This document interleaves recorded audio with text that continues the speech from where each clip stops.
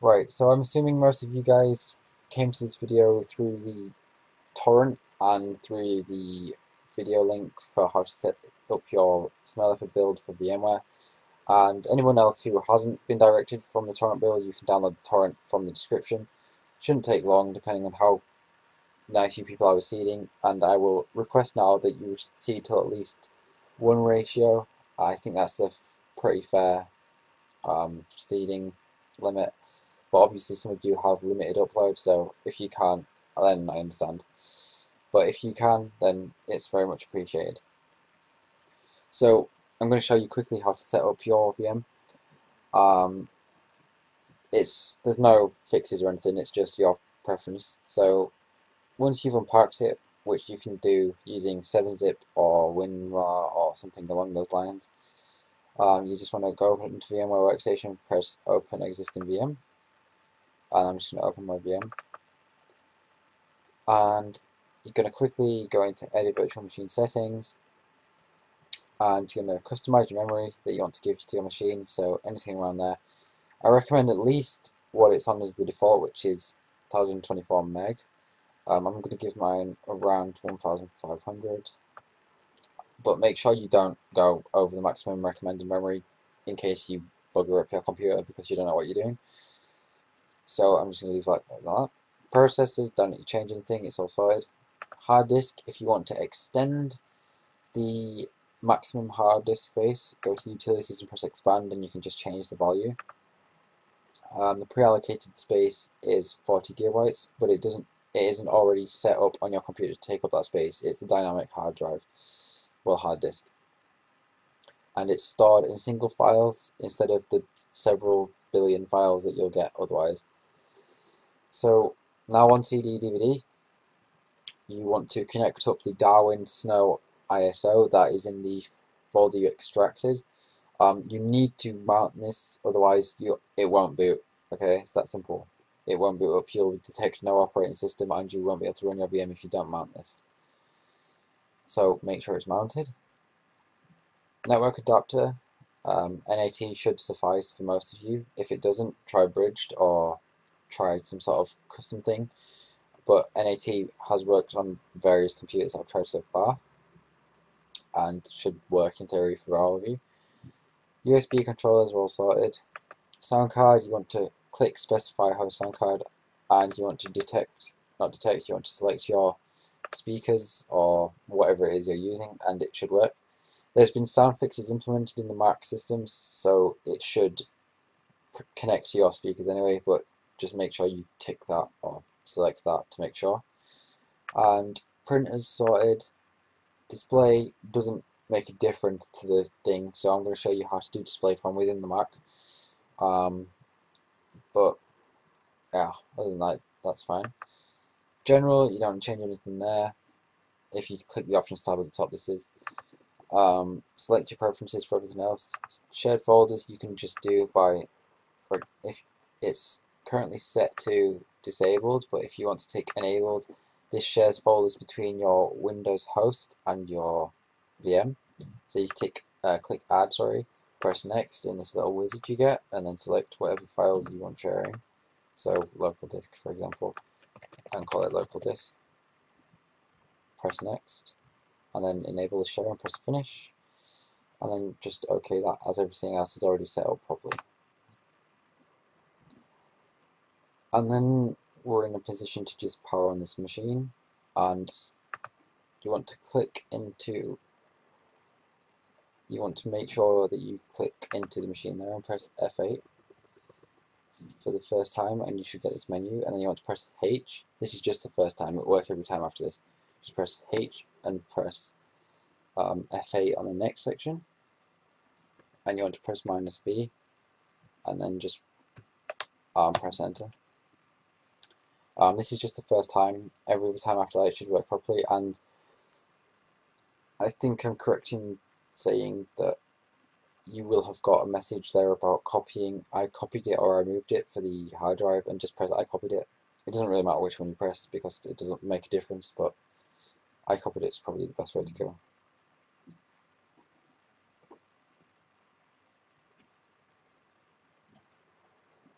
Right, so you can see we're booting in slowly. It would normally be faster than this, it's just because I'm recording, so it slows it down rather a lot. So I apologise for that.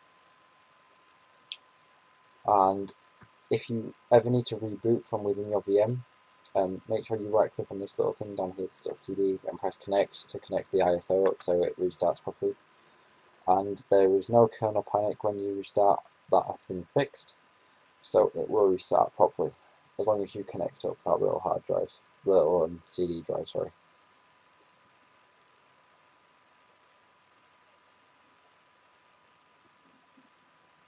So once we've booted in, I'm going to show you how to change your resolution, and then that's all there is to it. Everything else should be sorted.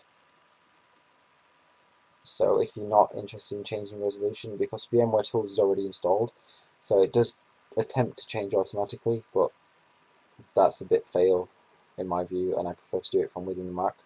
So it's up to you guys. You can watch this if you want to bother changing your resolution, or you can just live with the whole VM Tools thing.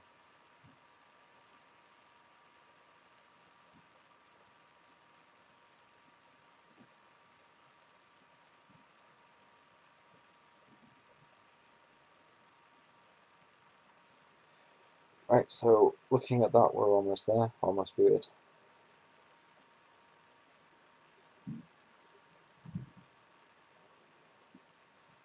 And if you ever get into any difficulties or any problems, you can always revert to snapshots. We have 2 snapshots saved. One is the stable build that is being released, so it's right on there. So anything you change after that, it'll just go back to how it was when you downloaded it. And we also have the build from the very first installation of Snow Leopard, so before any updates have been done or any further patching. There is just the basic patching there that's been made to run Snow Leopard. So it's basic, I'd say a fresh install, but there has been modifications, but it's a fresh install on Windows. So if you want to go back to that, you can, but I recommend just going back to the release snapshot if you have any problem, because it's perfectly stable, everything works, and I've checked it all over. And for those people interested, yes, the Mac App Store is on here. No, I haven't used it, well, I have used it, but I haven't used it much, so I can't really comment on what it's like. But I do believe you have to sign in or register this Mac before you use that, because it hasn't been registered. It's just unregistered Mac, which is perfectly fine. Its user is called Snow Leopard user, and there is no password set, so if you get a password confirmation for anything, just press OK and it'll work. And that's about it. You can register it with Apple should you wish to through the app, like the registration app thing that Apple puts in. And there's no way for the Apple to detect this is on a VM and not an actual Mac. So, alright, so we're almost booted. Sorry about this taking so long.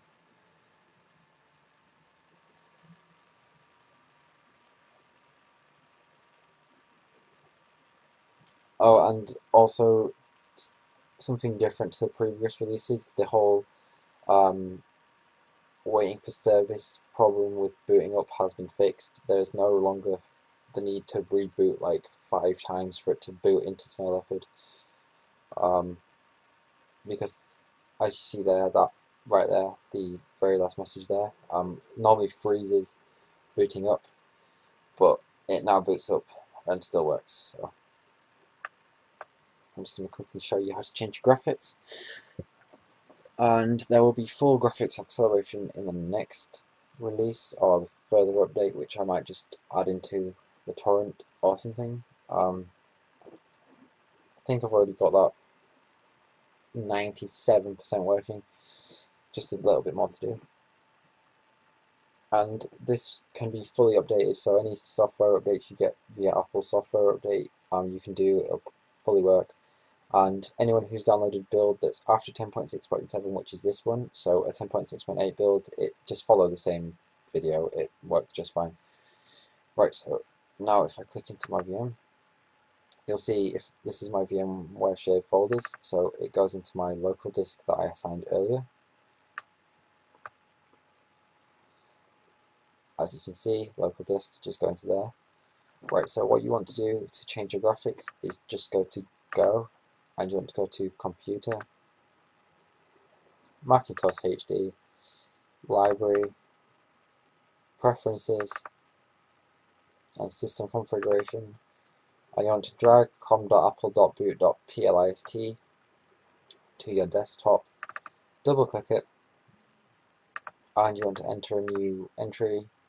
After kernel flags, just press enter, then press tab, and then type in the following.